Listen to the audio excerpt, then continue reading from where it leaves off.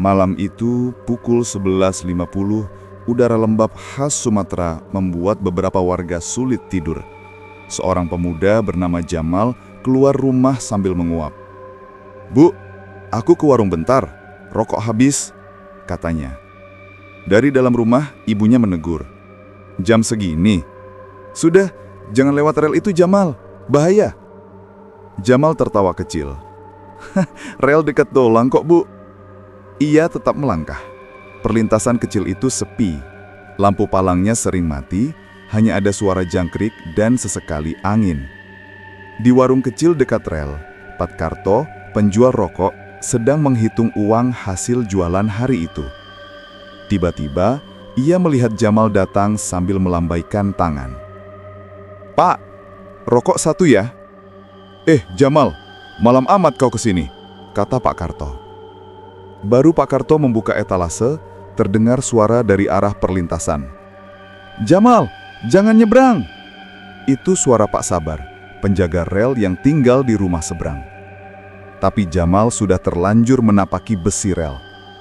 Detik berikutnya, suara klakson kereta membelah malam, mendadak, panjang, dan sangat dekat.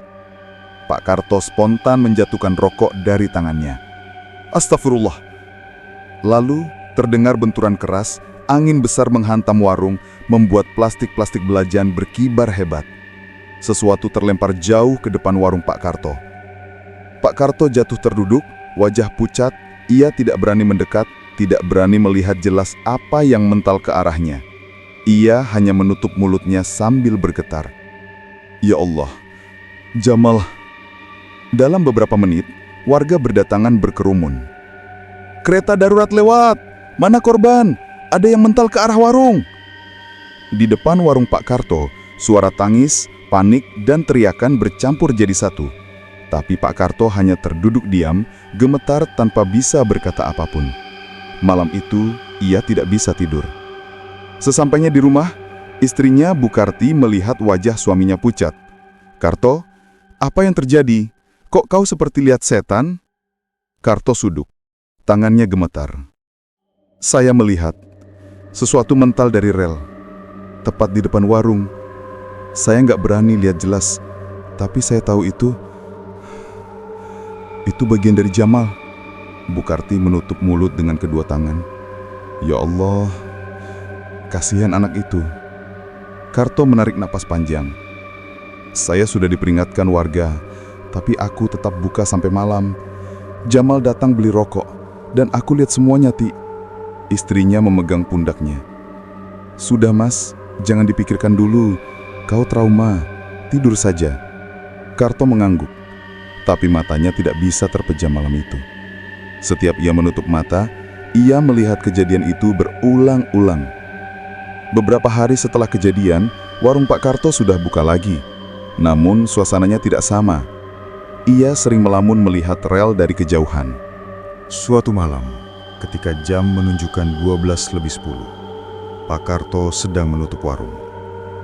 Ia mematikan lampu luar, tapi ketika hendak mengunci pintu, sesuatu membuatnya menoleh.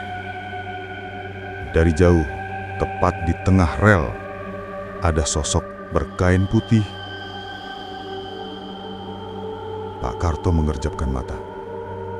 "Saya salah lihat." Sosok itu melompat kecil, gerakan khas pocong. Tubuhnya tegak, kainnya bergerak pelan tertiup angin. Dan di tangan kanannya, ia menenteng kepala. Bukan grafik, bukan berdarah, seperti kepala yang sedang tidur, mata terpejam, pucat. Tapi Pak Karto mengenal wajah itu. "Itu Jamal," bisiknya. Pocong itu menoleh ke kanan, ke kiri, seolah mencari sesuatu. Kemudian kepalanya, yang ia tenteng, perlahan membuka mata dan menghadap langsung ke arah warung. Pak Karto terpaku, kakinya lemas. Pocong itu melompat 1 kali, 2 kali, 3 kali. Semakin dekat. Saya lihat dia!" Suara Pak Karto bergetar. Sosok pocong berhenti di pinggir rel, kepalanya seolah mengarahkan pandangan ke tanah. Dan Pak Karto mendengar suara lirih. Bukan dari mulut jasad, tapi seperti suara yang muncul di dalam pikirannya sendiri. Di mana tubuhku? Pak Karto menutup pintu warung dengan cepat dan lari masuk rumah. Dalam rumah ia berengah-engah. Bu Karti panik. "Mas, ada apa?" Pak Karto memegang dadanya. Saya lihat Jamal. Dia jadi pocong, bawa kepalanya sendiri. Dia nyari sesuatu." Bu Karti merinding. "Nyari apa, Mas?" "Pak Karto, nyari apa?" "Saya nggak tahu. Mungkin jasadnya nggak utuh ditemukan warga. Dia mencari sisanya." Dari luar, suara klakson kereta berdengar panjang. Padahal jadwal resmi mengatakan tidak ada kereta lewat jam itu. Rumah mereka bergetar tipis-tipis. Bu Karti memeluk suaminya. "Mas, jangan buka warung larut malam lagi. Ini bukan manusia. Ini arwah yang belum tenang." Pak Karto hanya menutup wajah dengan kedua tangan. Sementara dari luar, suara kain menyeret pelan-pelan terdengar, seolah sesuatu sedang melintas di depan rumah mereka sambil membawa apa yang ia cari. Sudah seminggu sejak kecelakaan Jamal. Sejak bayangan pocong membawa kepalanya itu muncul, tidur Pak Karto tidak pernah pulih. Namun ada satu hal yang makin mengganggu. Bau busuk yang perlahan muncul dari sekitar warungnya. Awalnya ia mengira itu bangkai tikus. Setiap malam ia memeriksa kolong rak, menyingkirkan kardus-kardus, bahkan memindahkan kulkas minuman keluar warung. Tetapi bau itu bukan berkurang, malah semakin kuat, seperti berasal dari sesuatu yang ingin ditemukan. Malam ketujuh. "Ibu, kamu nyium gak sih? Kok makin parah ya?" tanya Pak Karto sambil menyalakan lampu neon di warung.